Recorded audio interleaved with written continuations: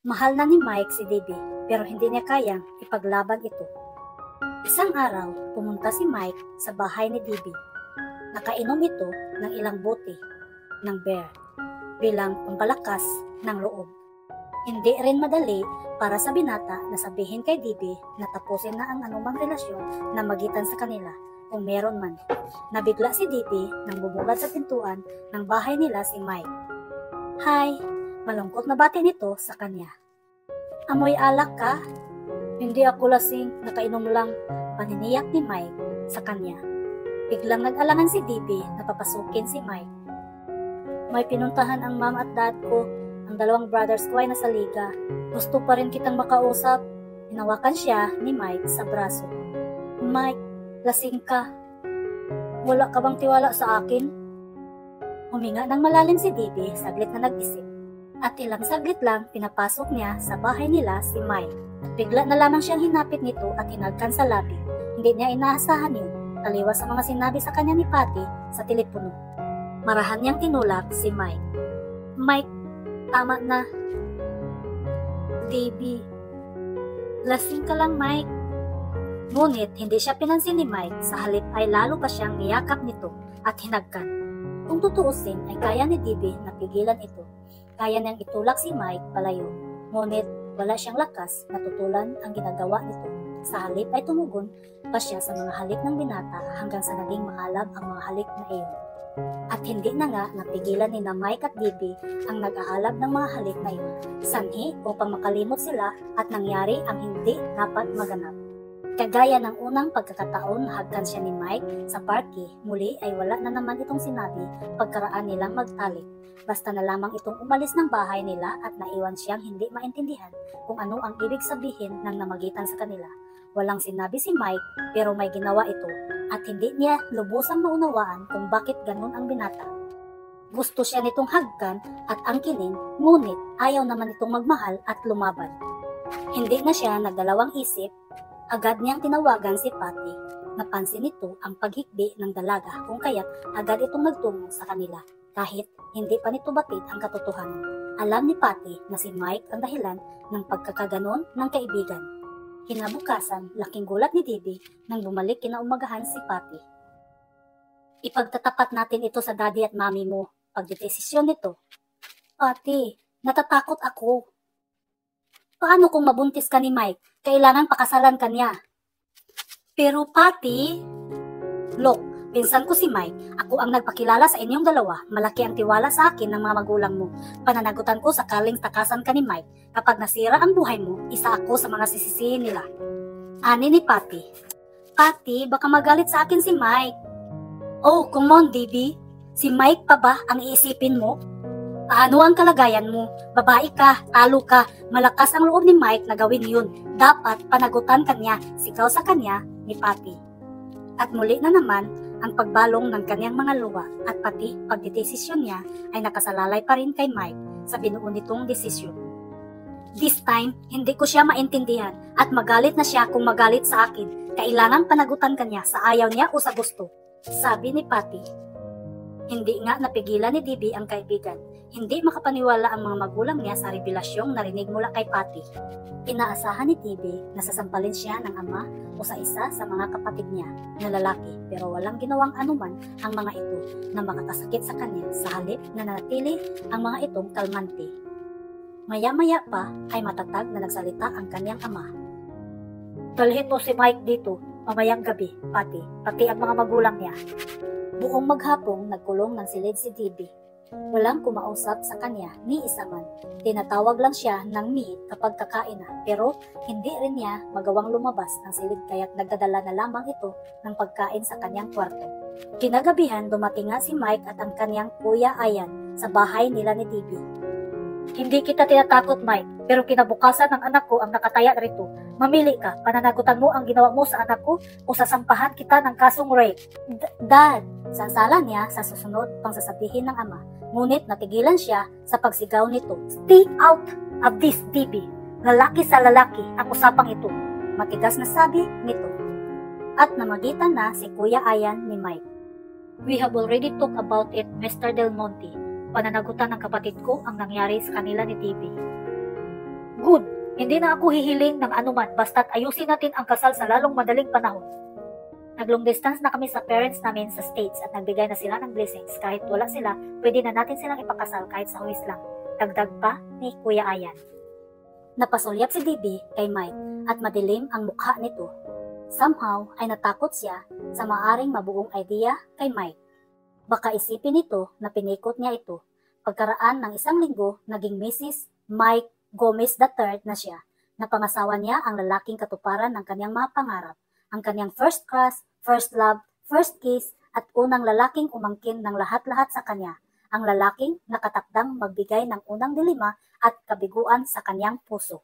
Tapos na ang kasal at sa isang restaurant ang resepsyon. Hindi sila nag-uusap ni Mike at unti-unti nang nahalata ng lahat ang tensyong namamagitan sa kanila. Patty, paano kapag nagsasama na kami? Ani niya kay Patty. You have to work it out, DB. Malaki ang adjustment na gagawin mo at bilang babae, talagang may pagtitiisan ka.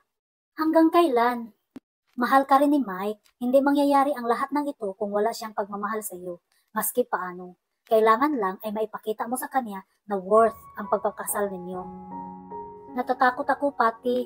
Natatakot din ako para sa iyo, Debbie, pero kailangan mong lumaban para manalo ka. Huwag kang basta susuko, anuman ang mangyari, nandito lang kami para sa iyo. I'm here for you. Salamat, best friend. Nagyakap ang matalik na magkaibigan. Natatakot si Debbie pero wala siyang choice kundi labanan ang lahat ng konsekwensyang nakatakdang maganap sa kanyang buhay. Kailangan niyang magpakatatag. Sa bahay ni na Mike, tumira si Debbie matapos silang ikasal. Unang gabi nila ni Mike, ngunit tila baliwala rito na mag-asawa na sila. Noon lang nag-reveal ng tunay na damdamin si Mike nang sila na lamang sa silid nito. Kung inakala mong nagtagumpay ka, nagkakamali ka. Nabigla si Debbie sa sinabi nito. What do you mean? Huwag ka nang magmaang-maangan pa. Alam kong sit up niyo ni Patty ito para pikutin ako. Nagkakamali ka, Mike. Hindi ko sinadya ang lahat ng ito. Alam mo yun, kung wala kang ginawa sa akin, hindi mangyayari ito. Ginawa ko sa'yo? Gusto mo rin naman, hindi ba? Kaya ko nga ginawa sa'yo para pagbigyan ka lang, para ibigay ko lang sa'yo ang gusto mo. Gumapang ang matinding kahihiyan sa katawan ni Debbie. Hindi niya akalain na iyon ang iniisip ni Mike. Alam mong hindi ako ganun, alam mong hindi ako cheap. Cheap ka, Debbie, ang cheap mo sa paningin ko. Isang malakas na sampal ang pinakawalan ni Debbie sa pisngi ni Mike. Ngunit, hindi man lang ito natinag sa lakas ng sampal niya. Hindi masakit ang sampal mo kumpara sa sakit na itinulot mo sa buhay ko, Debbie. Pero tandaan mo ito, magdurusa ka sa piling ko, pagsisihan mo kung bakit nakilala mo ako. Pagkasabi niyon ay tinalikuran na nito si Debbie at lumabas na ng silid. Buong magdamag siyang napag-isa, hindi niya alam kung saan natulog o nagpunta si Mike. Basta't ang natiyak niya ng gabing iyon, walang naghintay na kaligayahan sa kanya sa piling nito. Lumipas ang mga araw na may unwanted feelings si Debbie sa loob ng bahay na iyon, maging si Kuya Ayan ay hindi siya masyadong kinakausap. Pareho sila ni Mike na nagpatuloy ng pag-aaral. Ngunit minsan man ay hindi siya pinuntahan o nilapitan ni Mike, umiiwas pa ito sa tuwing magkikita at magkakasalubong sila sa loob ng campus. Alam ni Debbie, pinagtatawanan siya ng mga estudyante at guro. Kumakalat kasi ang chismis na pinikot lang niya si Mike. Si Patty pa rin ang madalas umaalo sa kanya. Nasa waiting shed sila noon at nag-aabang ng jeep. Patty, hindi ko na yata kaya, nahihirapan ako. Sa bahay, mistula akong katulong ni Mike. Ako ang gumagawa ng lahat para sa kanya. Kulang na lang ay paalisin nila yung katulong. Ako na ang maging maid nila. Bigla ang pagbakas ng kirot at hapdi sa mukha ni Debbie. At nadangayon lahat ni Patty, pati na ang matinding paghihirap ng kanyang kalooban. Ako rin ang gumagawa ng lahat ng mga projects niya sa school. Kunting pagkakamali ko lang, sinisigawan niya ako. Palagi siyang nagagalit sa akin. Huminga ng malalim si Patty habang patuloy pa rin ito sa pakikinig sa mga hinaing ng matalik na kaibigan. Hindi asawa ang treatment niya sa akin, Patty. Ni hindi nga yata tao ang tingin niya sa akin. Kunting tiis pa, Debbie. Unti-unti ring matatanggap ni Mike ang lahat. Maayos mo rin ang pagsasama ninyo. Pagbibigay lakas ng loob ni Patty sa kaibigan, kahit na alam nito na unti-unti nang nauubos ang lahat ng lakas ni Debbie. Kaya ko naman lahat ang nangyayari, kaya ko magtiis kahit napahirapan niya ako. Ang hindi ko lang matanggap kung totoo yung narinig kong usap-usapan sa loob ng faculty room. Napakunot noo si Patty. Anong usap-usapan? My girlfriend, si Mike, Patty. Laika daw ang pangalan. Transferee student. Matagal na yung naririnig ni Debbie na may girlfriend si Mike na siksing babae, ngunit nagbingi-bingihan siya. Minsan man ay hindi niya kinumpronta si Mike ukol dito. Nagkibit balikat na lang si Debbie. Maya-maya pa ay lola na sila ng papasahirong jeep. Napatda pa siya nang biglang magsalita ang driver. Miss, upong 2 piso lang, 10 yan. At minsan pa, ipinagtanggol na naman siya ni Patty. 2 ho ang ibabayad niya, sabi ni Patty kay mamang driver. At muli, napatunayan na naman niya sa sarili kung bakit hindi ganon kadali kay Mike na ibigin siya. Napakalaki ng kanyang kapintasan, singlaki niya. Kinabukasan ng umaga ay biglang pumasok si Mike sa silid ni Debbie upang kausapin siya. Puntahan mo ako sa parke mamayang gabi, sabi ni Mike sa kanya. Nagtaka si Debbie. Bakit? Aatin tayo ng party sa engineering department, isasama kita, ani ni Mike sabay talikod nito. Nagdulot yon ng masuyong haplos sa puso ni Debbie. Hindi niya inaasahan ang bagay na yon dahil paano ay may pinakitang panis si Mike. Agad na ibinalita ni Debbie kay Patty ang tungkol sa gaganapin na party sa engineering department at ang pagyaya ni Mike na sumama siya. Ngunit sa halip na matuwa ang kaibigan ay pagtataka ang mababasa sa mukha nito. Ngayon ba yung party? Akala ko sa Sabado pa, sabi ni Patty. Nagkibit balikat lang si Debbie. Iwan ko, sabi pa niya. Magagalit yon kapag hindi ako sumama. Pero ang isa pang ipinagtataka ni Patty ay kung bakit kailangan sa party pa ng school makikipagkita si Mike, samantalang maraming mas safe na lugar kaysa roon. Doon daw ang tambayan nilang magbabarkada. Hihintayin na lang daw niya ako, total hanggang 7 ng gabi ang klase ko. Madilim na roon kapag gabi, baka kung mapaano ka. Mabuti pa, samahan mo na lang ako, din iwan mo na ako kapag nagkita na kami. Mabuti pa nga. After classes, sinamahan na siya ni Patty sa pagpunta sa parke. Gabi na nang naglalakad sila sa madilim na bahagi ng parke ng school. May naaninag silang 2 anino na nagkukubli sa malaking puno. Patty, sandali lang. Natigilan si Debbie. Bakit? Nagtaka at kinabahan din si Patty. Parang napako ang 2 niyang paa, may narinig siyang ungol at halinghing. Parang sinasadyang lakasan para mapukaw ang atensyon niya. Lumapit si Debbie sa puno at nakita niya ang 2 taong nakakubli doon. Mike? Si Mike nakikipagpiting sa ibang babae kay Laika sa load. Hindi nagbago ang reaksyon ng mukha ni Mike, parang hindi man lang ito nagulat sa pagkakita sa kanya. Hi Debbie! Nakangiti pangbati ni Laika. Mga bastos! Aktong susugurin ni Debbie si Laika pero naawat kaagad siya ni Patty. Huwag mo silang patulan, humihingal sa galit si Debbie habang panay ang agos ng mga luha sa kanyang pisngi. At kaagad niyang naunawaan ang gustong mangyari ni Mike ang makita niya nang harap-harapan ang ginagawa nitong pagluloko. Mike, bakit? Sinabi ko na sa'yo, Debbie, hindi langit ang mararanasan mo sa piling ko, kundi impyerno. Galit na hinarap ni Patty ang pinsan. Hindi na kita kilala, Mike, binago ka na ng maling paniniwala at pride mo, nakakahiya ka, sabi ni Patty. Napatimbagang lang si Mike. Hinila na palayo sa lugar na iyon ni Patty si Debbie. Hindi pa rin ito magawang payapain ang umiiyak na kaibigan.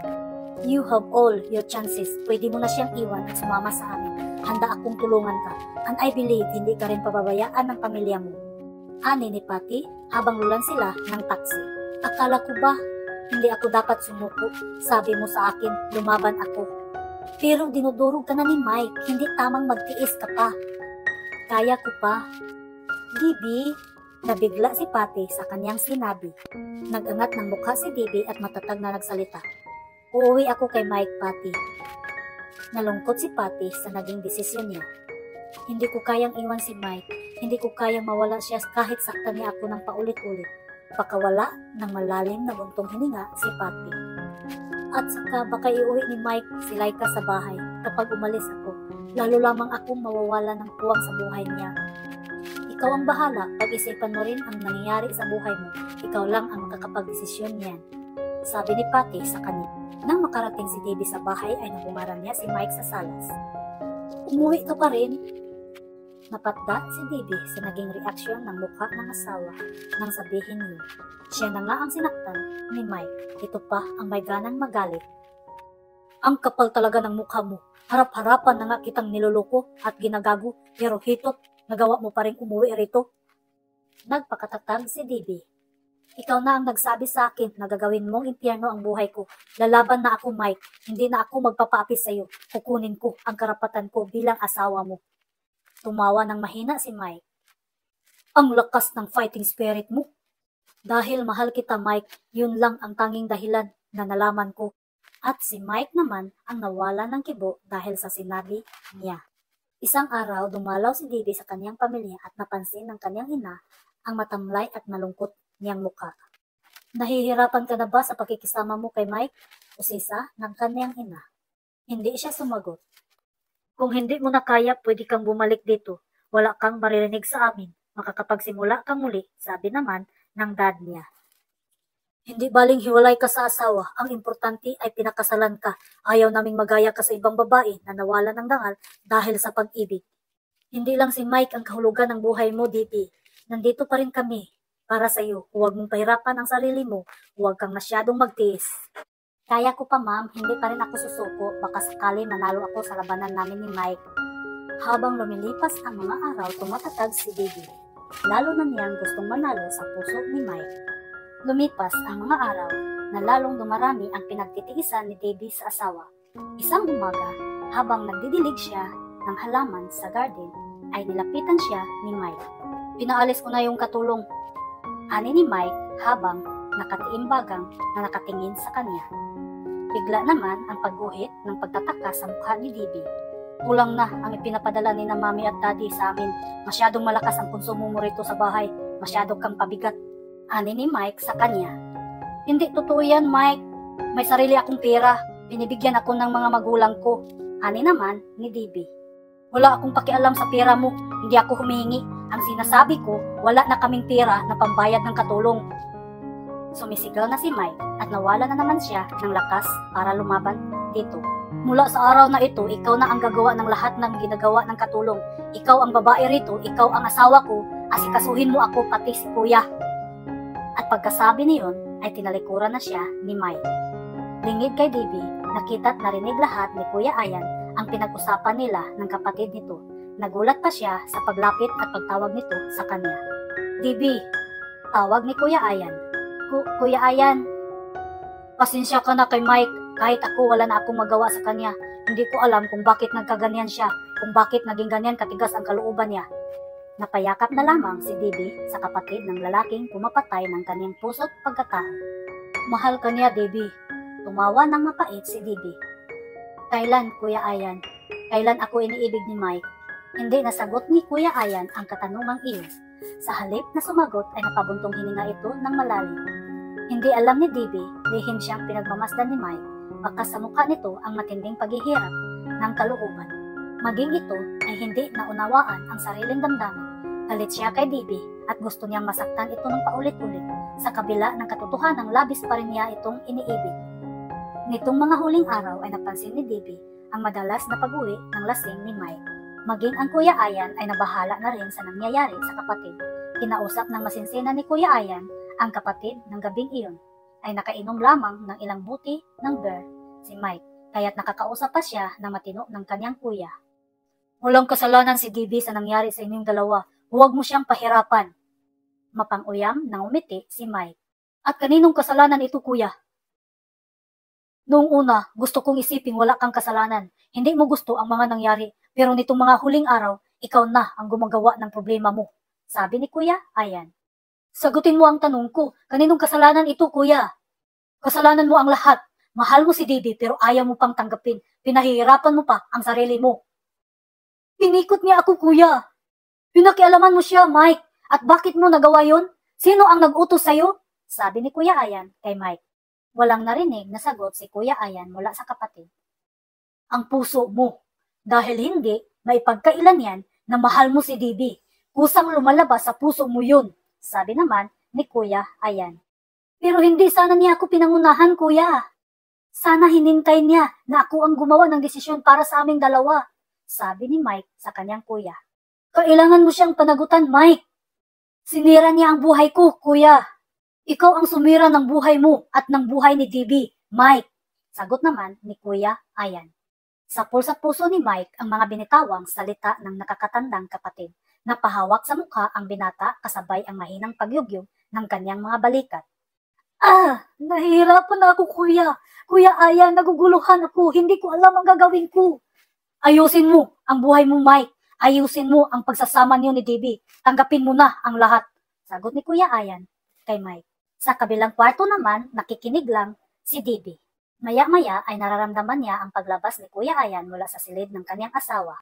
Nagulat pa siya sa mahinang katok na narinig mula sa labas ng silid niya. DB, umangat ang pinto ng silid niya. Kuya Ayan, subukan mo siyang kausapin ng masinsinan. Lasing siya, kuya. Hindi, nakainom lang. Nag-usap na kami. Subukan mo, baka sakaling ito na ang pagkakataong magkaunawaan kayo. Sabi ni Kuya Ayan kay DB. Tumango si DB. Tama ito, marahil ito na ang tamang pagkakataon upang magkalinawagan silang mag-asawa. Pikit mata siyang pumasok sa silid nito. Nadatnan niya itong nakapikit ang mga mata. Nakabakas dito ang tila pagkabalisa at walang kapayapaan ng damdamin. At alam niya na siya ang dahilan ng ipinagkaganon nito. Masuyo niyang hinaplos ang muka nito. Michael, kagatlabing nagpipigil siya sa pag-iyak. Sorry. Halos walang boses na lumabas sa kanyang bibig. Umungol si Mike. Bahagya siyang napatigil sa ginagawang pag-aplos sa mukha nito. DB, tawag nito sa pangalan niya. Mike, bakit? Mahal kita, DB. Walang gatol na wika ni Mike. Pero sinasabi yon ni Mike na nakapikit at tila wala sa sarili. Lasing, naisip ni DB. Para sa kanya, mas totoo ang sinasabi ng isang taong lasing dahil wala ito sa wisyo, ngunit walang nagbabago sa damdamin. At muli siyang sumugal kay Mike. Mahal din kita, Mike. Narinig niya ang ungol nito. Mike, paanas niyang tawag sa pangalan nito. Hinaplos niya ang buhok pagkuway masuyo itong hinagkan sa mga labi. Unti-unting nagmulat ng mga mata si Mike. Naramdaman niyang tumugon na ito ng halik at muling may nangyari sa kanila sa gabing iyon. Ngunit iba si Mike nang magtatalik sila. Parang hindi na ito lasing, pakiwari niya'y alam nito ang buong detalye ng mga nagaganap sa kanila. Mike, dahan-dahan lang. Sabi pa niya, agresibo si Mike ng gabing iyon at hindi niya magawang kontrolin ang init ng nararamdaman nito. DB, tawag pa nito sa pangalan niya nang marating nila ang sukdulan. Mike, sabay silang nagsalo sa kaligayahang iyon. Buong akala ni DB pagkatapos niyon, pagkaraang may namagitan na naman sa kanila, pwede nang maayos ang pagsasama nila ni Mike. Kinabukasan, pinaghanda pa niya si Mike ng almusal, bakas sa kanyang mukha ang kaligayahan. Tumayo si Mike at bago ito tuluyang lumisan ay nagsalita ito. Hindi totoo ang mga naganap sa atin kagabi, isipin mo na lang na nanaginip ka. At tuluyan na itong tumalikod at tumayo sa kanya. Napadda si DB. Wala na si Mike sa harapan niya. Hindi pa rin siya makapaniwala bakit kailangang sabihin yun ni Mike. Sa school, magkausap si Patty at si DB. Sinabi ni DB ang nangyari nung gabi at ang sinabi ni Mike kinabukasan. Bakit kaya nasabi yun ni Mike sa akin kaninang umaga? Sabi ni DB, mahal ka naman talaga niya, maski noon pa ang problema mo lang, marami siyang hangs up at hesitation. Anong plano mo ngayon? Tanong ni Patty kay DB. Basta, tuloy pa rin ang laban habang tumatagal lumalaki ang pag-asa kong manalo ako. Sagot naman ni DB. Baka mabuntis ka, lalo ka lang mahirapan. Yun nga ang gusto ko, yun nga ang pinakamatibay na sandatang magagamit ko para manalo ako. Baka sakaling magbago si Mike kapag may anak na kami. Paano kung mag-suffer ang magiging anak niyo? Hindi naman siguro pababayaan ni Mike ang magiging anak namin. Sinasabi lamang yun ni DB, ngunit kahit paano'y may kaba pa rin siya. Kahit alam ni DB na may relasyon pa rin sina Mike at Laika, hindi niya ito pinapansin. Sa school naman, kinausap na siya ng isang kaibigang guro, si Mrs. Cortez. Idemanda mo yung asawa mo para madala. Hindi na ho, ma'am. Naniniwala naman ako na lilipas din yan.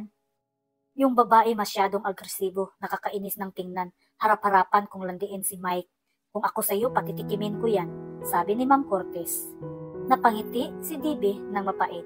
Si Laika patitikimin niya ng isa Ano pa ba ang pwede niyang ipatikim dito maliban sa kanyang asawang si Mike? Basta pinagsabihan na kita, naawa na ako sa iyo. Noon na kay Mike ang simpatiya ng marami, pero nitong huli, habang nakikita ng lahat ang ginagawa niya sa iyo, alam na ng lahat na si Mike ang may kasalanan. Sabi ni teacher sa kanya. Hindi po ma'am, nagpaalam na si DB sa guro. Maski paano lumuwag ang dibdib ni DB sa sinabi ni Mrs. Curtis. Nang araw din yun, napaaga ang uwi niya dahil wala ang professor nila sa last subject. Agad siyang dumiretso sa kanyang silid upang makapagbihis ng pambahay at nang maharap na rin ang mga obligasyon niya sa bahay na iyon. Natigilan si DB na makitang bukas ang kanyang silid, ang lakas ng kabog ng kanyang dibdib, lalo na nang marinig niyang tila may umuungol. Gayunpaman, lakas loob niyang itinulak ang pinto. Nasyak siya sa nasaksihan.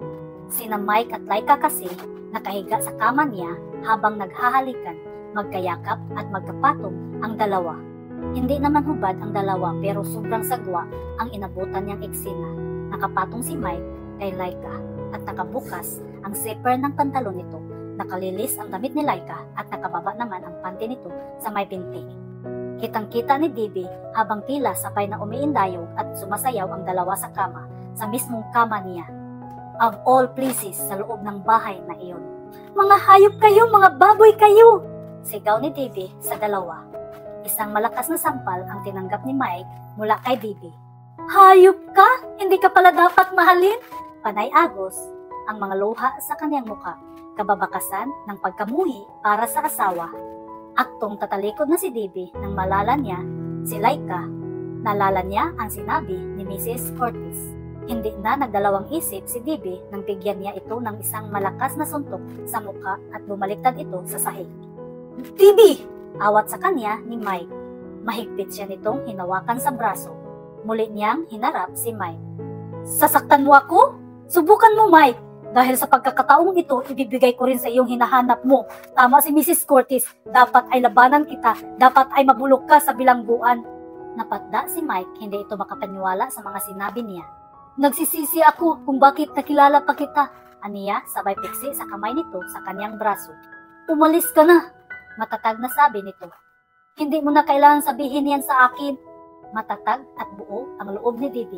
Wala na siyang takot sa dibdib na ubos na. Huminto ang taksing sinasakyan ni DB sa tapat ng bahay ni Patty. Nasa gate pa lang ng bahay si DB ay nakita na siya ni Patty at kaagad nang sinalubong siya. Napayakap siya kay Patty. What happened?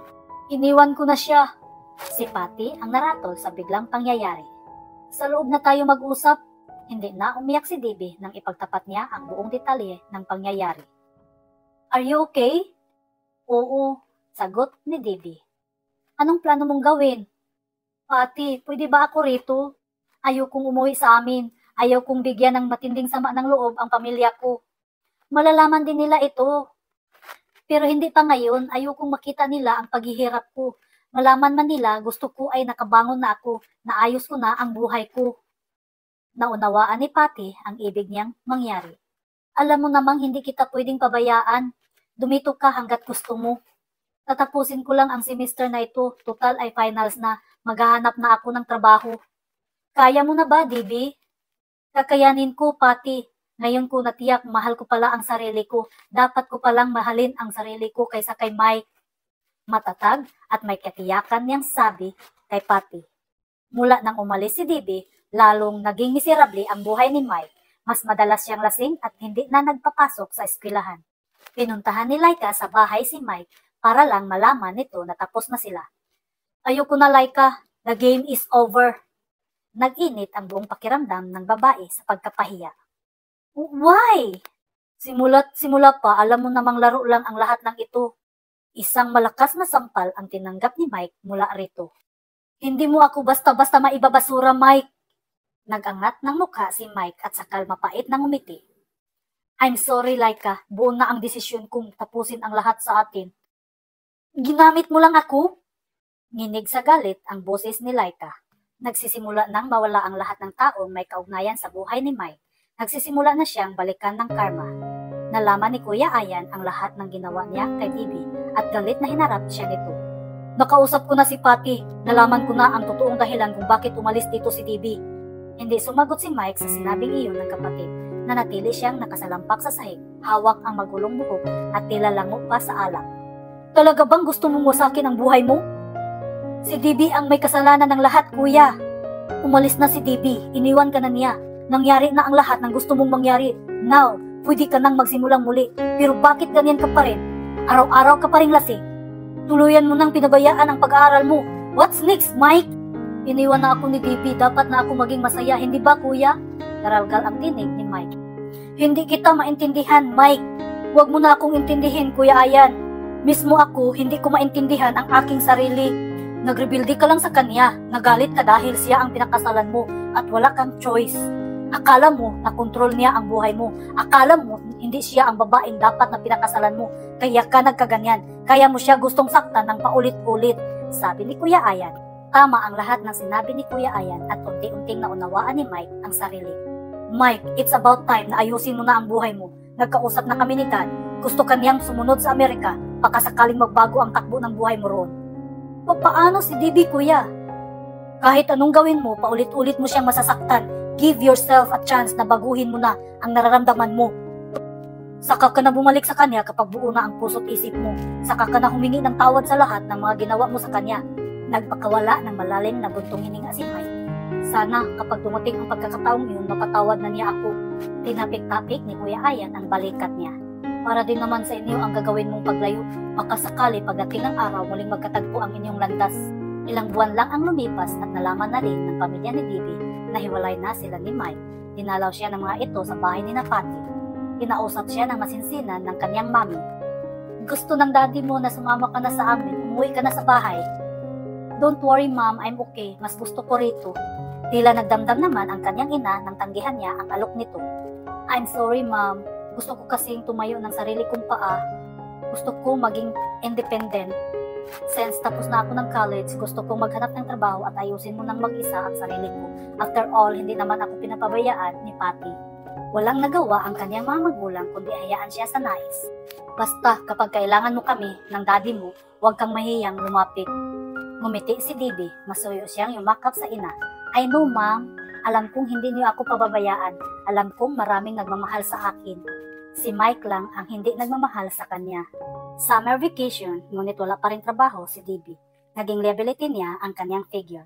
May trabaho na si Patty at may boyfriend na ito. Pakiramdam ni DB, masyado na siyang pabigat sa kaibigan. Nahihiya na ako sa iyo, Patty. Ang tagal ko na rito pero wala pa rin nangyayari sa buhay ko. Okay lang yon, ang importante, may ginagawa ka sa buhay mo. Lumipas ang mga araw at mga buwan, may trabaho na si DB. Kaharap ngayon ni DB ang boss niyang si Mr. Franco. Nasa late 30s na ang edad nito pero simpatiko pa rin. So, you want to try this new field? Yes sir, sagot ni DB. Mabait si Mr. Franco. Hindi boss ang dating nito sa kanya. Marco, yun na lang ang itawag mo sa akin. Ayoko nang masyadong formal, hindi ako makarelate dahil hindi pa ako ganun katanda. Sabi nito kay DB. Ngumiti si DB, nagdulot ng kasiyahan sa puso niya ang bukas at masayahing muka ni Franco. Magaan kaagad ang loob niya rito. Just be comfortable with me, DB. Okay, sagot ni DB. Mabilis natuto si DB sa nature ng kanyang trabaho. Na-impress niya si Mr. Franco. May crush yata sa'yo si Franco sabi ni Patty. Mabait lang talaga yung tao kaya ganun ang treatment niya. Is nice kahit na kanino. Pero sabi sa akin ni Alfie, madalas ka raw purihin ni Franco sa kanya. Madalas ikaw ang topic ng pintuhan nila. Wala yun, friendly lang talaga siya. Panay ang deny mo, natatakot ka kasing i-entertain na totoong may feelings siya sa'yo. Panunokso pa ni Patty. Patty, hindi pa ako nakaka-recover. Gusto ko lang kasing sabihin sa'yo na hindi lang si Mike ang lalaki. And besides, dapat malaman mo na sa kabila ng lahat, pwedeng may magmahal sa'yo ng totoo. Kahit ganito ako kataba? Tanong ni DB. Walang tinitingnan ang pag-ibig kung sino ang dapat mahalin ng isang tao. Sabi nga, love is blind, sabi pa ni Patty. Akala ni DB, tuloy-tuloy na ang ganap na pagbabago ng kanyang buhay. Ngunit, isang umaga, nakaramdam siya ng pagkahilot pagsusuka.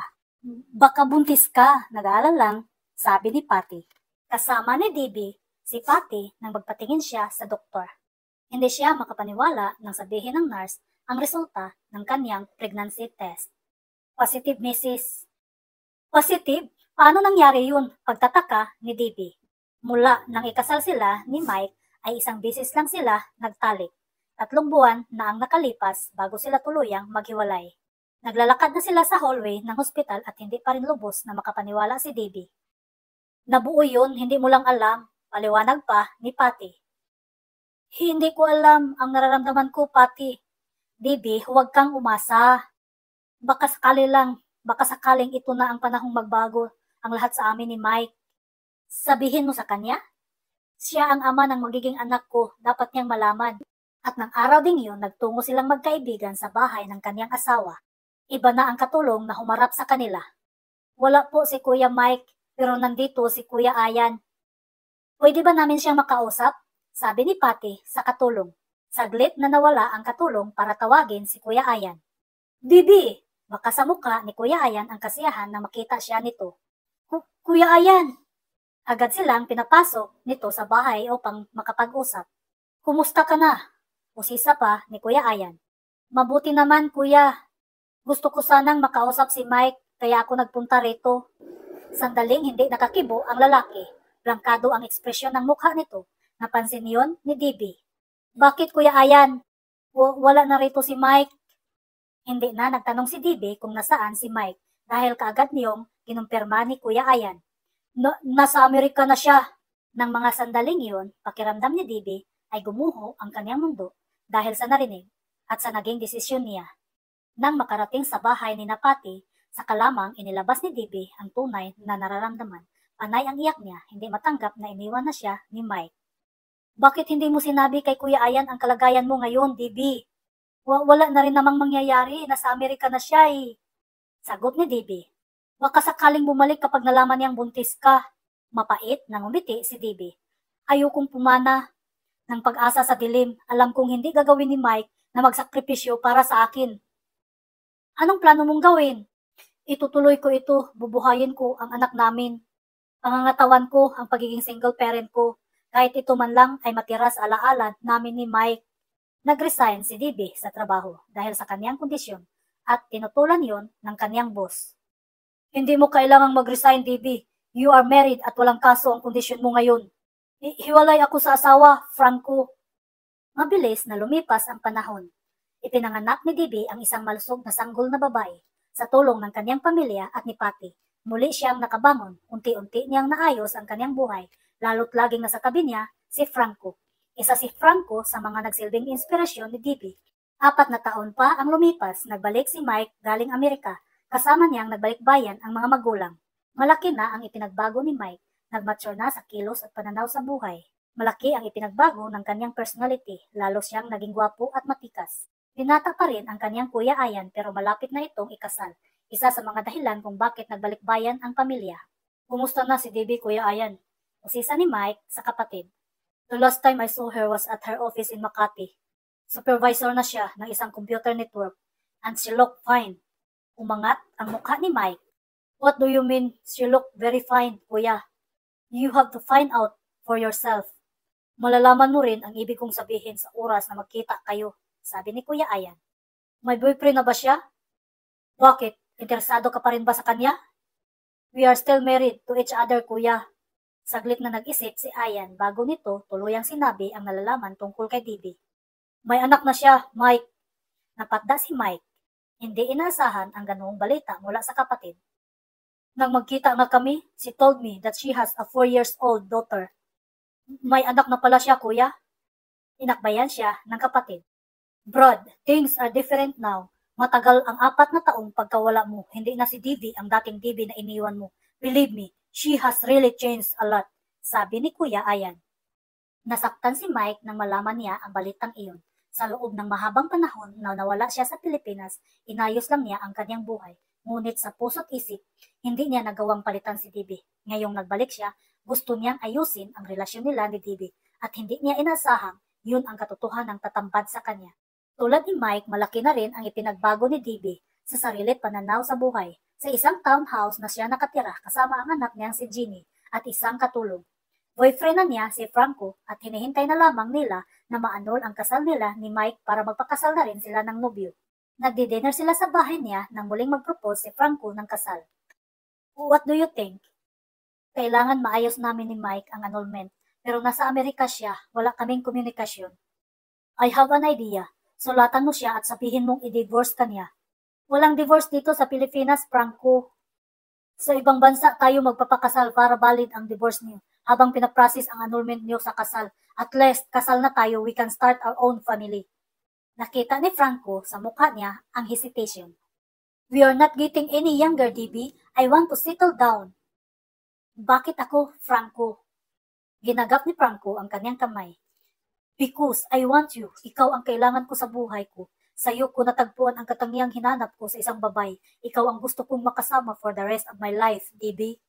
Gusto niyang paniwalaan ang lahat ng sinabi ni Franco dahil mulat mula, puro kabutihan ang ipinakita nito. Ngunit sa sulok ng kanyang puso, naroon pa rin ang estrangherong damdamin para dito at naroon pa rin ang kabuuan ng pag-ibig niya kay Mike.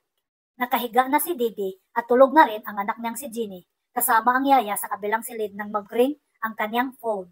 Si Patty ang tumawag. Nandito na sa Pilipinas si Mike. Naratol siya. Paano mo nalaman? Nagkita kami sa family reunion namin at gusto kanya makita at makausap. Sinabi kung saan ka nakatira. Kailan kayo nagkita? Kanina lang. Nandito na ako sa bahay ngayon. Alam ko ngayong gabi kanya pupuntahan. Narinig ni DB ang tunog ng doorbell. Sandali lang. DB, relax ka lang. Bakit?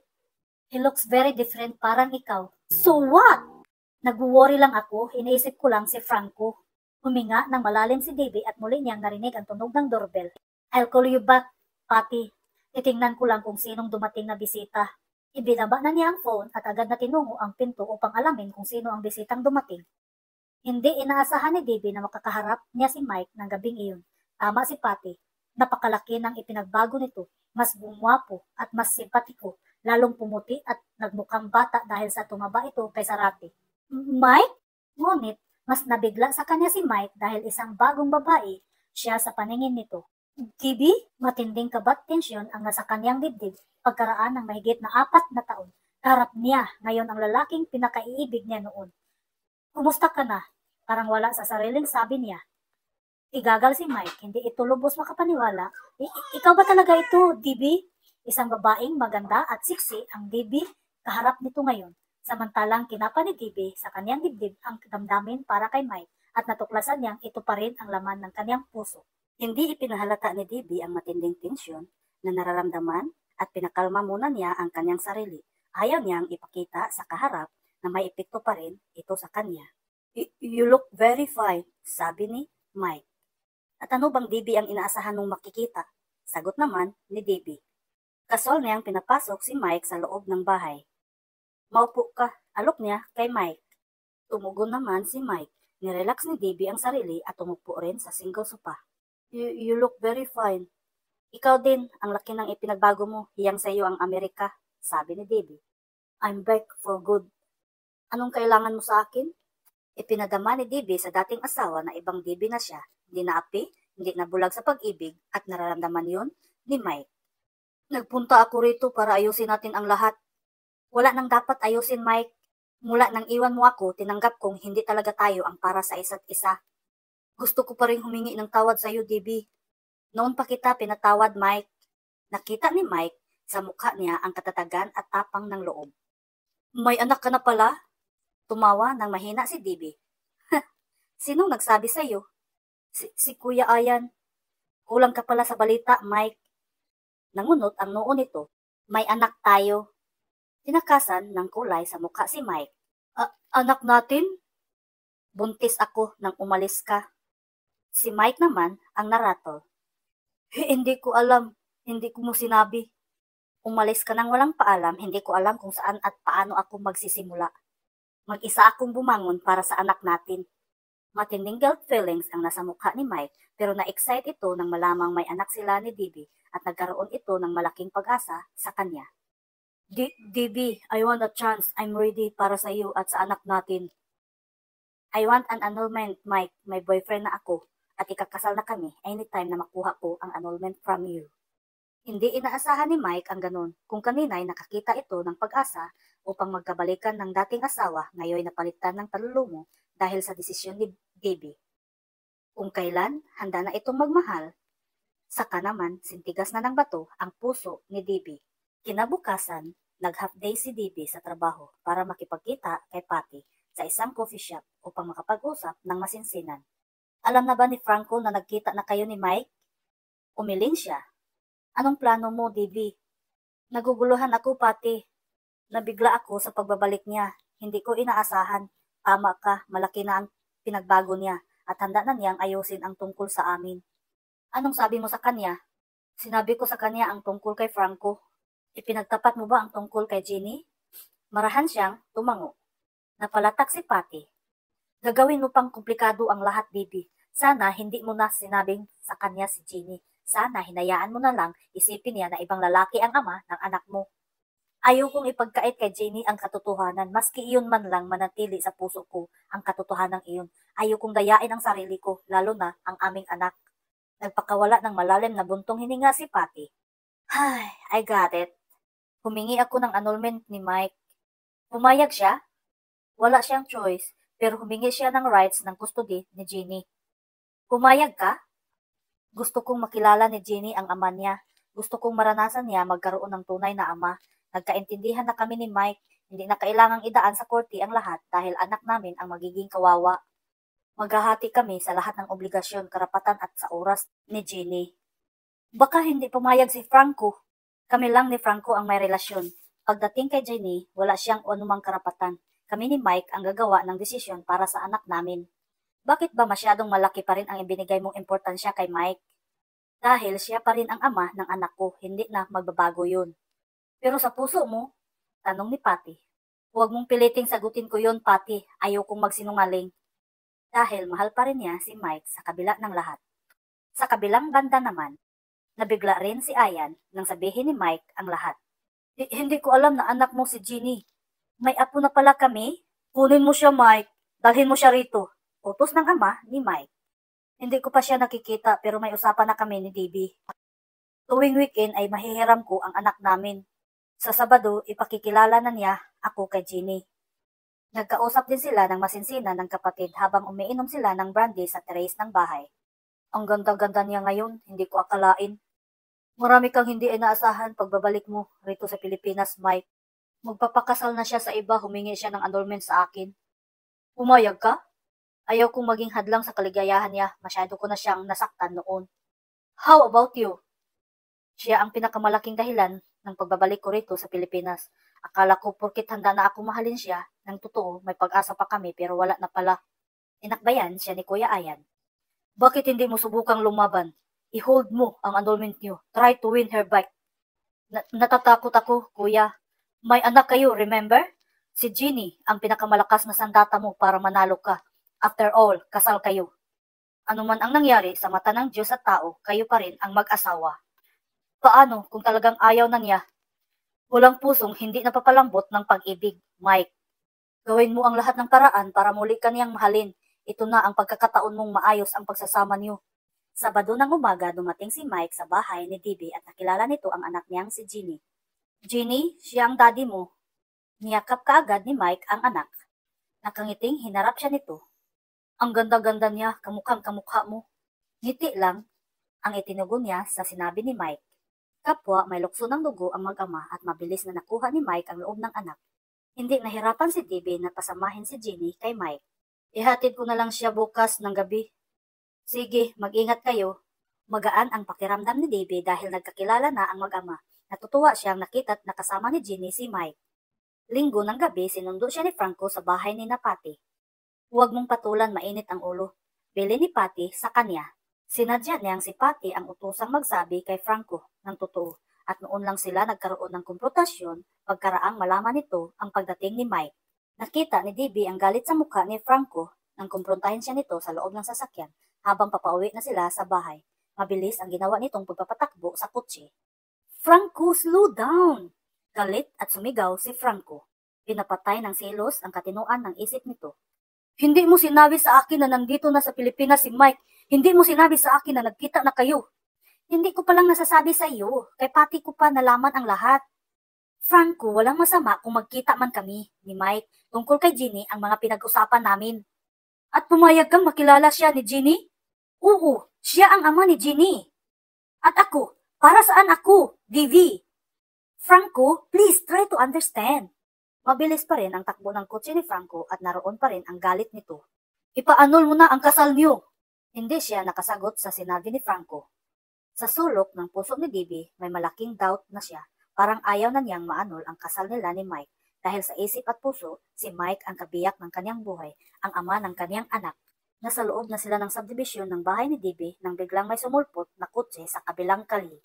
Malakas na tinapakan ni Franco ang clutch brake at halos sumubsob si Dibi sa kotse. Taranta! Galit na minura ni Franco ang driver ng kutseng muntik nang bumangga sa kanila. Bumaba ang driver ng kotse na si Mike. Galit na bumaba si Franco. Nakita nito si Ginny sa loob ng kotse ni Mike. Nagkaharap ang dalawang lalaki sa buhay ni Dibi. Mabilis na inawat ni Dibi si Franco. Alam na niya ang init ng ulo nito at natakot siya sa pagharap ng dalawa. Franco, halika na! Parang walang narinig si Franco. Hinarap pa rin ito si Mike. Ikaw ba si Mike? Hindi sumagot si Mike, pero matatag ito. Mike, si Franco, ang boyfriend ko. Ipinakilala niya si Franco kay Mike para hindi na ito magtaka sa inasal ng nobyo. At malapit na kaming ikasal. Tila nang iinsultong wika ni Franco. Hindi pa rin tumitinag si Mike. Kunin mo si Ginny, utos ni Franco sa kanya. Franco, ihahatid na naman sa bahay si Ginny. Lalo namang uminit ang ulo ni Franco. Sumigaw na ito. Kunin mo sabi si Ginny o ako ang gusto mong kumuha. Tumugon si Dibi, kinuha niya sa sasakyan ni Mike ang anak.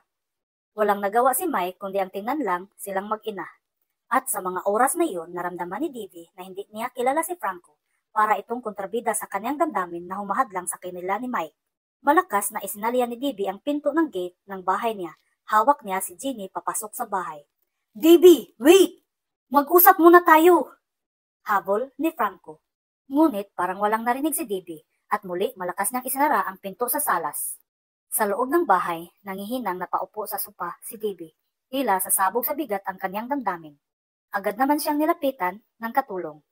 Ma'am, ipasok mo na sa kwarto si Ginny, bihisan mo. Narinig pa niya ang pag-start ng kotse ni Franco. Umalis na ito. Wala na sa harapan niya si Ginny nang tuluyan siyang umiyak upang mabawasan ang bigat na damdamin niya. Ilang araw ang lumipas ay naging malamig ang pakikitungo ni Dibi sa kasintahan. Hindi siya sumasabay sa pagkain ng lunch at hindi rin nagpapahatid sa bahay. Iniwasan niya magkausap sila ni Franco. Ngunit isang umaga, kinumpronta pa rin siya nito sa loob ng kanyang opisina. Let's go out, mag-out of town tayo, Nina Ginny. Pansamantala nating iwan ang pressure dito sa Manila. Alok sa kanya ni Franco. I'm fine, Franco. Huwag mo na kaming intindihin ni Ginny. I want peace, Dibi.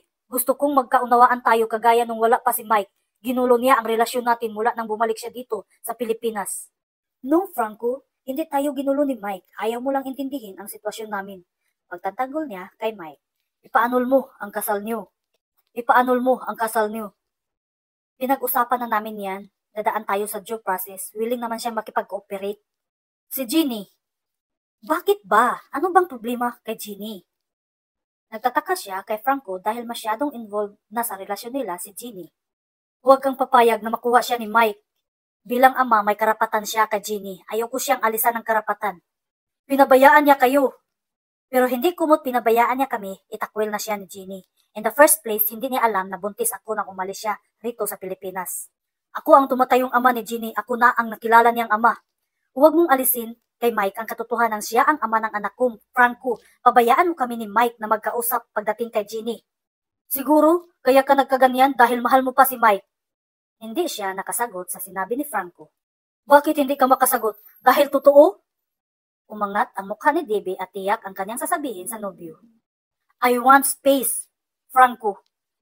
Si Franco naman ang natigilan sa sinabi niya. Pabayaan mo muna ako. Nagagawa mo naman ang gusto mo Pero nagagalit ka. Natural na magalit ako kapag mali ang ginagawa mo. Mali sa paningin mo, pero paano kung tama sa akin? Mahal mo pa nga si Mike. Imbagang nasabi nito sa kalumbas ng silid na iyon. Kinagabihan, pinuntahan ni Dibi si Patty sa bahay nito. Hindi ko siya maintindihan kung bakit kailangan niyang magkaganon. Naawa ako kay Mike, nawalan siya ng karapatan ng mga oras na iyon kay Ginny. Inagawan siya ni Franco ng karapatan sa anak namin. Masyado ka lang mahal ni Franco. Ever since naman, ganon siya sa'yo. Hindi ba? Hindi kanya iniiwan at pinabayaan. Hindi ko naman yun nakakalimutan. Baka naman, porkit nagbalik na si Mike at nakikita mong gusto niyang bumalik sa'yo, saka ka naman ng lamig kay Franco. Hindi. Ngunit, baka sa kanyang muka ang matinding pag-aalangan nang sabihin yun. Don't tell me. Hindi mo talaga mahal si Franco sa kabila ng lahat ng naging kabutihan niya sa'yo. Nagtama ang paningin nila ni Patty. Just be honest with me, DB. Huminga ng malalim si DB. Hindi ko lang maintindihan ang sarili ko. I thought mahal ko siya kaya ako pumayag na magkarelasyon kami. Pero ngayon, na-realize ko na hindi buo ang puso ko sa kanya. Hindi tulad nung minahal ko si Mike ay kaya kong gawin at ipagkaloob. Napalatak si Patty. Sinasabi ko na nga ba eh. Si Mike pa rin ang dahilan kaya ganyan ang feelings mo kay Franco. Naranasan mo yan kay Mike noon. Before, DB, huwag mong gawin kay Franco ang ginawa sa'yo ni Mike noon.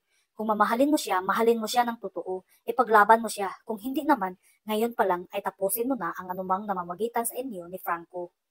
Sa mga sinabi ni Patty, unti-unti siyang nagkaroon ng katiyakan sa sarili. Gusto na niyang tapusin ang anumang relasyon nila ni Franco. Bagay na alam ni DB na mahirap gawin dahil kailangan niyang bigyan ng konsiderasyon ang higit 4 na taong pinagsamahan nila ni Franco. Kailangan niyang bigyan importansya ang lahat ng effort, tulong at kabutihang ginawa nito para sa buhay nilang mag-ina. Ang ipinagtataka niya sa sarili, walang ginawa si Mike na ginawa ni Franco para lumigaya siya. Wala itong ginawa kundi saktan siya, ngunit sa kabila ng lahat, si Mike pa rin ang kahulugan ng pag-ibig sa kanyang puso. Isang linggo ang lumipas at nagbalik si Mike para dalawin si Ginny. Pasensya ka na sa nangyari noon, Mike. Aniya nang muli silang magkaharap. Bahagya lang tumango si Mike. Ayokong isiping may problema. Masyado ka lang mahal ng boyfriend mo. Kaya ganun, nagselos. Nag-call off muna kami. Nakita niya ang tuwa sa mukha ni Mike nang sabihin yun. At maging siya ay nagtaka sa sarili kung bakit kailangan niyang sabihin yun kay Mike. Ibig palang sabihin, pwede kang sumama sa amin ni Ginny? Saan? Mag-out of town tayo sa isang beach island. Nag-isip si DB. Don't tell me, napahihindian mo pa ako. Bukas naman ng gabi, nandito na tayo sa Manila. Hindi naman affected ang trabaho mo. Saglit na nag-isip si DB. Sige, sasama ako. Hindi niya nagawang tumanggi kay Mike. Sa isang beach resorts, larawan sila ng isang masayang pamilya. Tuwang-tuwa si Ginny dahil may ama't ina ito ng mga oras na yun. Masyadong inilapit ni Mike ang sarili sa anak. Mula sa malayo, tanaw niya ang mag-ama niya. Naglalaro ang dalawa ng buhangin, gumagawa ng kastilyong buhangin.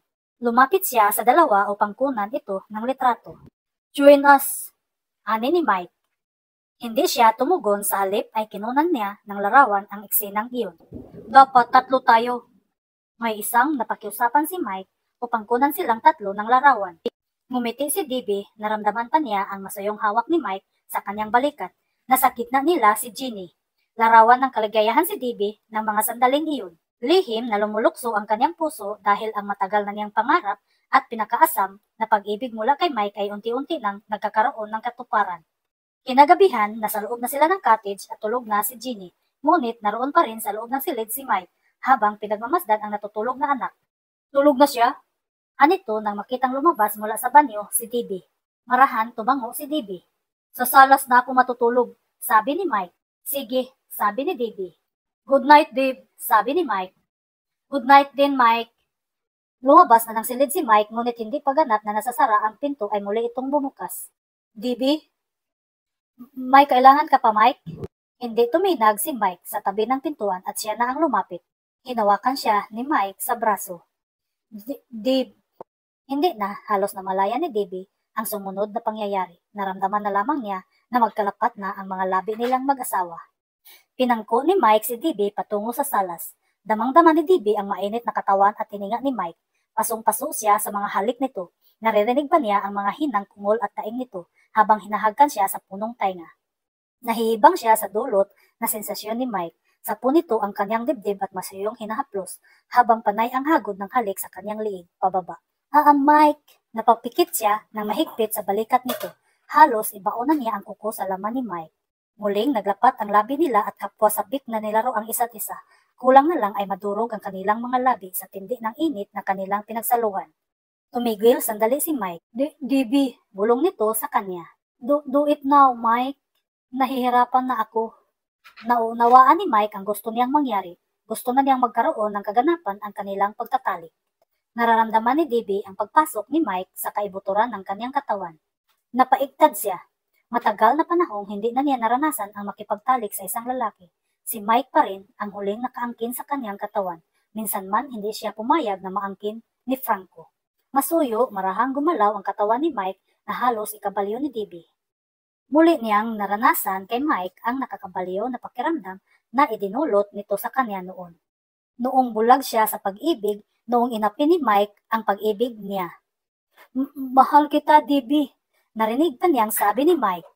Samantalang damang-dama niya ang maalab na pag-ibig ni Mike at labis niya itong kinababaliwan ngayon. Mike! Tuluyang bumaon ang kuko ni DB sa likuran ni Mike at sabay nilang nabot ang rurok. Nakayakap si DB sa hubad na katawan ni Mike. At kagaya pa rin ng dati, wala pa rin silang pinag-usapan pagkatapos nilang magtalik. Ngunit, panay ang haplos ni Mike sa likod niya. Panay ang masuyong halik nito sa kanyang buhok. Nakatulog siya sa dibdib nito. Hindi na namalayan ni DB nang pangkuin siya ni Mike at ipasok sa silid. Mataas na ang araw nang magising siya. Balot ng kumot ang katawan niya. Wala na si Ginny sa kanyang tabi. Kaagad niyang kinuha ang ruba at lumabas siya ng cottage. Maagang nasa dagat ang mag-ama. Kumaway si Mike nang matanaw siya nito. Kumaway din si DB. Hindi maalis ang ngiti sa kanyang labi. Alam niya, sa proseso ng mga naganap, kahit hindi na nila pag-usapan ni Mike ang tungkol sa kanilang relasyon, ay malinaw na nagkabalikan na sila. Ang maid na si Eli ang nagbukas ng gate. Napatda si DB sa sinabi nito. Ma'am, kanina pa ho, nandyan si Sir Franco. Hinihintay kayo. Galit na galit po siya. Alam ba niya? Nalaman po niyang kahapon pa kayo umalis at nasabi ko po na ngayon kayo darating. Nakita niya na takot ang mukha ni Eli. Sige, ako na ang bahala sa kanya, Eli. Hindi inaasahan ni DB na agad niyang makaharap si Franco. Hindi siya nakahanda para magpaliwanag dito. Ngunit wala siyang choice kundi harapin ang konsekwensya ng lahat. Nalaman ni Mike at wala naman siyang narinig ditong anuman. Pumasok si DB sa salas at nakita niya ang dahilan ng takot ni Eli. Nagwala sa loob ng bahay si Franco. Basag ang vase. May isang bahagi ng dingding na halatang sinuntok kaya wasak ito. Nagkalat ang mga magazines at ilang piraso ng mga gamit sa sahig. Nakita niya si Franco na nakaupo sa sofa at umiinom ng alak. Kaagad tumayo si Franco at hinatak siya sa braso. Nasasaktan ako, Franco! Franco, please, mag-usap tayo ng maayos. Bakit, DB? Anong kasalanan ko sa'yo? Naghimutok na sabi nito, ngunit naroon pa rin ang galit sa mukha nito. Naaawa siya kay Franco, batid niya ang laki ng paghihirap nito sa kanya, sa kanilang mag-ina. Nasa pinto si Mike kasama ang umiiyak na si Ginny. Mami! Bitawan mo siya, Franco! Nagpumigla si DB sa hawak ni Franco upang lapitan at aluin ang anak. Nilapitan naman ni Franco si Mike at saka ito dinuro. Wala kang pakialam sa amin, Mike. Wala kang alam sa buhay namin. Timbagang si Mike, pilit itong nagpapakahinahon. Huwag mong saktan si DB, Franco. Ikaw ang nanakit sa kanya, Mike. Kahit kailan hindi ko sinaktan si DB, wala akong ginawa kundi ang mahalin lang siya. Panunumbat pa ni Franco. Alam ni DB na totoong lahat ang sinabi ni Franco at unti-unti siyang nakukonsensya rito. Ngayon yan higit na unawaan ang mga sinabi ni Patty. Ginagawa niya kay Franco ang ginawa sa kanya ni Mike noon. Mamili ka, DB, siya o ako. Narinig niyang sabi ni Franco habang yakap niya si Ginny. Tumayo siya upang harapin si Franco. Nakita niya ang katatagan nito at nakita rin niya sa mukha ni Mike ang kawalan ng katiyakan. Wala itong sinasabing anuman. Wala itong ipinangako sa kanya. Minsan pa naramdaman na naman niyang parang ayaw na naman siyang ipaglaban ni Mike. May nangyari sa kanila pero parang wala. Laging ganon si Mike sa kanya. Laging walang sinasabi pagkatapos ng lahat. Mike, bahala ka, DB. Naghihintay lang ako ng desisyon mo, sabi ni Mike. Nanlumo at nasaktan si DB, wala pa rin ipinagbago si Mike. Duwag pa rin ito. Hindi kagaya ni Franco na kaya siyang ipaglaban hanggang huli. Natrap si DB sa sitwasyong kailangan niyang magdesisyon. Kaagad na halos hindi napag-isipan. Ipapaanol natin ang ating kasal, Mike. Tila may bumara sa lalamunan ni DB pagkatapos sabihin iyon. Bakas ang matinding kasiyahan sa mukha ni Franco dahil sa kanyang naging desisyon. Salamat, DB. Asahan mong kalilimutan ko ang lahat, magsisimula tayo muli. Niyakap siya ni Franco, ngunit hindi siya tumugon. Nanatiling hawak niya si Ginny at wala siyang madamang kasihan sa kanyang naging desisyon. Iglap lang at wala na si Mike, tapos na naman sa kanila ang lahat. Hindi alam ni Debbie ang tunay na damdamin ni Mike. Masyadong nasaktan si Mike sa nangyari. Nasasala sila noon at depres siya nang ipagtapat sa mga magulang at kapatid ang kinahinatnan ng lahat. Bakit ka sumuko? Tanong ni Ayan sa kanya. Ayokong maging hadlang sa kaligayahan niya. Kung talagang ako ang mahal niya at handa pa rin niya akong bigyan ng pagkakataon, ako sana ang pipiliin niya, sabi ni Mike. Pero si Franco ang pinili ni Debbie at malinaw kay Mike ang lahat. Hindi na talaga siya mahal ni Debbie. Ang namagitan sa kanilang dalawa ay kagaya lamang ng mga namagitan sa kanila noon. Walang laging dahilan. Malay ba niya sa tunay na damdamin ni Debbie at malay ba ni Debbie sa kanyang tunay na damdamin? Lumaban ka! May karapatan ka sa inyong anak. Siya ang humingi ng annulment para makapag-asawa. Malaking ground yan upang makakuha ka ng karapatan kay Ginny, sabi ng kanyang ama. Dad, ayoko nang magulo ang anak namin. Sapat na sa akin na magkakilala kami. Pero paano ang kondisyon niya? Kilala mo ba ang mapapangasawa ni Debbie? Paano kung maltratuhin niya si Ginny? Babae ang anak mo, Mike. Hindi siya pababayaan ni Debbie, Dad. But you can give her a better life, Mike. May isasama mo siya sa Amerika para doon na siya makapag-aral. Sabi naman ng ina ni Mike. Ma'am, hindi papayag si Debbie na ilayo ko sa kanya si Ginny. Pwede niyo yang pag-usapan para sa future ng inyong anak, baka sakaling makonvince mo siya. Try your best, Eho, para kay Ginny, di naman ang lahat. Naunawaan ni Mike ang gustong mangyari ng mga magulang. Para sa kanya, pwedeng iwan na lamang niya si Ginny kay Debbie at bumalik na siya sa Amerika. Plano na lamang niya itong padalhan ng sustento. Sa Amerika na siya hahanap ng bagong kapalaran, ng bagong pag-ibig. Ngunit sa sulok ng kanyang puso, gusto pa rin niyang umasa at lumaban, baka sakaling manalo siya sa pamamagitan ni Ginny. Nagkaharap sina Mike at Debbie sa bahay ng huli, kasama ang abogado nito. Pinag-uusapan nila ang tungkol sa annulment at ang custody ni Ginny. Kailangang isitol ang lahat, Debbie. Kung gusto niyo ni Mike, huwag niyo nang paabutin sa korte ito para hindi humaba ang diskusyon. Kayo na lang ang mag-usap. Suhisyon ng abogado ni Mike. Okay lang sa akin, attorney, basta't magmimit ang gusto namin ni Mike. Tugon naman ni Debbie. Walang problema sa akin sa annulment kahit ngayon pa lang ay magpapakasal kayo ni Franco, hindi ako maghahabol. Nasaktan siya sa sinabi ni Mike kahit kailan ay hindi siya minahal nito. Noon o ngayon ay kay dali nitong sumuko. Ang tanging hihilingin ko lang sa'yo, bigyan mo ako ng karapatan sa anak natin. Nasa iyo naman ang lahat ng karapatan ah. Gusto ko siyang isama sa Amerika. Hindi nakatinag si Debbie. Gagawa tayo ng agreement kung gusto mo dito siya sa Pilipinas kapag nag-aaral. At nasa Amerika siya tuwing bakasyon or vice versa, mamili ka na lang. Hesitant si Debbie na magdesisyon kaagad. Pag-isipan ko, Mike, sana magtiwala ka sa akin sa pagkakataon ito, hindi ko siya tuluyang ilalayo sa iyo. Gusto ko lang magawa ko ang obligasyon ko sa kanya bilang ama niya. Pero ang obligasyon mo bilang asawa? Natigilan si Mike sa sinabi niya pero kaagad din itong nakaahon sa pagkabigla. Ikaw ang humingi ng annulment sa ating dalawa. Ikaw ang gustong mag-asawa ng iba. Ngumiti ng mapait si Debbie. Dahil maski kailan hindi mo kayang gawin ang obligasyon mo sa akin, hindi ba? Tumayo si Attorney Enrique. Please excuse me. I think kailangan niyo munang mag-usap ng masinsinan bago natin isettle ang lahat. Sa kutsi na ako maghihintay sa iyo, Mike. Wala na si Attorney Enrique at lalong tumindi ang tensyong nagkapagitan sa dalawa.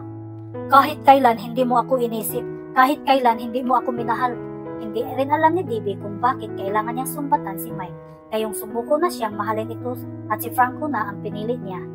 Ngunit lumaban si Mike sa pagkakataong iyon. Nagkakamali ka, Debbie.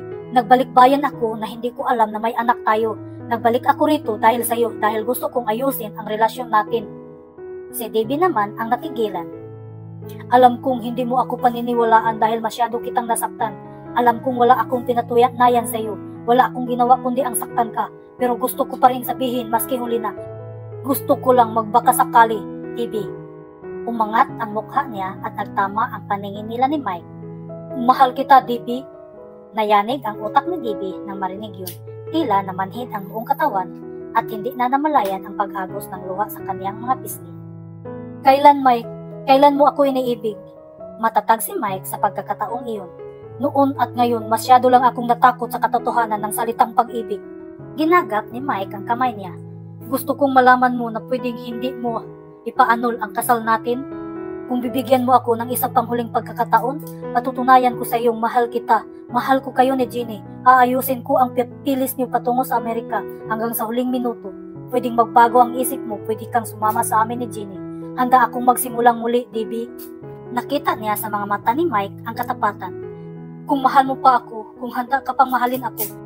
Tiyak ni DB na mahal pa niya si Mike at kung susundin niya ang bulong ng puso, maski sa oras na iyon, kaya siyang angkinin ni Mike ng buo at ng paulit-ulit. Binigyan ni DB ng pagkakataon ang sarili. Pansamantala siyang lumayo at bumalik sa pamilya kasama si Ginny. Nag-file siya ng leave of absence sa opisina ni Franco at wala itong nagawa sa kanyang desisyon. Let's call it a quits for the meantime, Franco. I thought everything is already okay. I mean, nasitol na natin ang lahat, hindi ba? Pabayaan mo muna akong ayusin ang sarili ko habang pinaprocess ang annulment na kasal namin ni Mike. Dahil maski wala ng visa ang kasal namin, kapag natiyak kong hindi kita mahal, hindi pa rin ako magpapakasal sa iyo. Iyak na wika ni DB. Gumuho ang lahat ng katatagan ni Franco bilang lalaki. DB, habol ni Franco. Saka na tayo mag-usap, Franco, kapag may katiyakan na ang lahat. Walang lingon-likod nang iwan niya ito. Kung ibabase sa kanyang damdamin, ayaw na niya itong lingunin maski kailan. May sarili ng buhay at pamilya ang Kuya John at Kuya Monia. Tuwing weekends lamang nagkakaroon ng time para magsama-sama silang pamilya. Biniro siya ni John. I heard nagkabalikan na kayo ni Mike. Parang walang anumang unos na nagdaan sa buhay nila ni Mike at kay dali sa mga ito na tanggaping muli ang lahat. Kayo pa rin kasi ang mag-asawa sa kabila ng lahat. Si Mike pa rin ang tunay na ama ng anak mo. At kung maaari, mas gusto ng lahat na mabuo ang pamilya niyo. Sabi ng ama ni DB. Napangiti si DB. Naalala niya ang sinabi nito noon. Kung saan nadapa ay doon babangon. Sa ina niya ipinagtapat ang lahat ng pinag-usapan nila ni Mike. Kung mahal mo pa si Mike, bakit hindi mo bigyan ng pagkakataon? Bakit hindi kayo sumama ni Ginny sa Amerika? Sabi ng ina ni DB. Natatakot pa rin ako, ma'am. Ikaw na rin ang nagsabi, malaki na ang ipinagbago ni Mike at naniniwala ako dala lamang ng inyong kabataan noon kung bakit ka masyadong nasaktan ni Mike. Ngayon, tiyak na niya ang kanyang sarili. Ngayon mo siya dapat bigyan ng pagkakataon. Paano si Franco, ma'am? May sariling buhay si Franco, may sariling isip at puso. Nung minahal ka niya, naniniwala ako handa siya sa kahinatnan ng lahat. Mas lulukuhin mo siya kung magpapakasal ka sa kanya, samantalang si Mike ang mahal mo. Ilang araw pa ang lumipas at dinalaw din siya ni Patty sa bahay ng mga magulang. Kumusta ang bakasyon mo? Nakapag-isip ka na ba ng mabuti? Okay lang, sabi naman niya. Baka sa sasabihin ko sa iyo ay makatulong sa ginagawa mong desisyon. Nangunot ang noo ni DB. Tungkol saan? About Marco, tungkol sa tunay niyang pagkatao. May natuklasan ako sa kanya kung bakit ganon siya ka-attach sa inyo ni Ginny. What about him? Nag-open up siya ng totoo sa akin. He's so helpless na maayos pa niya ang relasyon niyo. He is sick. Hindi pa rin maunawaan ni DB ang sinabi ng kaibigan. He is impotent. Natigilan siya. Kaya pala, sa loob ng 4 na taong relasyon nila, hindi nag-insist si Franco na may mangyari sa kanilang physically. Akala lang niya ay masyado siyang nirespeto nito. Kaya noong una ka pa lang niya nakilala at malaman niyang buntis ka at iniwan ni Mike, nakaprogram na sa isip niya na ikaw ang babaeng kanyang pakakasalan dahil may anak ka na at may instant family na siya. As simple as that. Hindi lubusang mapaniwalaan ni DB ang mga ipinagtatapat ni Patty, pero naniniwala siya sa kaibigan. Buong-buo ang paniniwala niya dito dahil may basihan siya. Ang galit ni Franco mula nang mapalapit si Ginny kay Mike, ang pag-i-insist nito sa annulment ng kanyang kasal. Gwapo at mayaman si Franco, maraming babae na pwedeng magmahal dito. Wala siyang makitang dahilan para sobra itong ma-insecure sa kanya. Noon pa niya ito labis na ipinagtatakan at ngayon lang nasagot ang lahat ng iyon. Impotent si Franco, walang kakayahang makipagtalik at magkaanak. Walang kaligayahang naghihintay sa kanya sa piling nito. Gagamitin lang siya nito sa sarili nitong kalungkutan. He said sorry for ruining your life and he wished you happiness. Umagos ang luha ni DB sa pisngi. Sa kabila ng lahat ay napatunayan naman niyang mabuting tao si Franco, ngunit may tuldok na ang anumang relasyong pinagsaluhan nila. Ilang buwan ang lumipas at hinahatid DB sina Mike at Ginny sa airport kasama si Patty. Nakahanda na ang pampilis mo. Ayaw mo bang sumama? Here's your plane ticket, sabi ni Mike sa kanya. Sa pagkakataong ito ay tinutuon ni Mike ang pangako sa kanya. Mami, sumama ka na sa amin ni Daddy, sabi pa ni Ginny. Sige na, mauna na kayo. Maraming trabaho si Mami, saka hindi ko pwedeng iwan sina Lolo at Lola. Kasama naman niya sina Tito John at Tito Moon, Mami. Paano uuwi si Ninang Patty kung sasama ako sa inyo? Wala siyang kasama sa pag-uwi. I'm okay, Debbie. I'll take a cab, tugon ni Patty, dahil isa ito sa mga kumumbinsi sa kanya na sumama. Go ahead, honey. Baka sakaling sumunod sa inyo si Mami. Kailan? Ani ni Mike. Nagtama ang paningin nila ni Mike. Kapag natiyak ko na kung kailan at hanggang saan mo ako mamahalin, Mike. Kung sakali bang mapatunayan ko sa iyo, sasama ka sa amin ngayon? Huminga ng malalim si Debbie. Hindi pa rin siya lubusang naniniwala sa pwedeng gawin ni Mike. Inilabas ni Mike mula sa bulsa ng pantalon ang wedding ring nila na buong akala niya ay matagal nang wala rito. Here's a wedding ring. Iniingatan ko ito, ani ni Mike. Samantalang, itinago na niya ang wedding ring mula nang iwan siya ni Mike. Kapag hindi ka sumama sa amin, itatapon ko na talaga ito. Magpapakasal na ako sa iba at hindi ko na ibabalik si Ginny sa iyo. Hindi, sinasabi ko lang ang pwede kong gawin. Tinawag na ang flight number na sasakyan ni na Mike. Mike, kailangan niyo nang pumasok ni Ginny sa loob. Hindi pa rin tuminag si Mike. Tumawag muli ang flight. Kailangan niyo nang umalis, baka maiwan kayo ng eroplano. Paalala muli ni Patty. Debbie, please, nakikiusap ako. Hinawakan na ni Mike nang mahigpit ang kamay niya. Sige na, Mike, go on. Huwag mo lang pabayaan si Ginny. Nabigla si Debbie nang hapitin siya ni Mike at biglang halikan sa labi. Maalab ang halik na iyon. Kung talagang hindi ka sasama sa amin, hindi na kami tutuloy ni Ginny. Hindi na kita kayang iwang muli, Debbie. Yumakap si Debbie kay Mike, hindi na niya napigilan ang sarili na huwag umiyak. Umarap siya kay Patty. Umiiyak at tumatawa na niyakap niya ang kaibigan. Good luck, sabi pa nito sa kanya. Thanks for everything, Patty. Mahuhuli na kayo sa flight, takbo na, utos nito. Magkahawak kamay sila ni Mike, kasama si Ginny. Nagmamadali sila, lakad na halos patakbo, hinahabol nila ang flight kung saan dadalhin sila ng eroplano sa panibagong yugto ng kanilang buhay at pag-ibig. Umilig si Debbie sa balikat ni Mike, hawak pa rin nito nang mahigpit ang kamay niya, pumikit siya at dinama ang unti-unting pag-andar ng eroplano.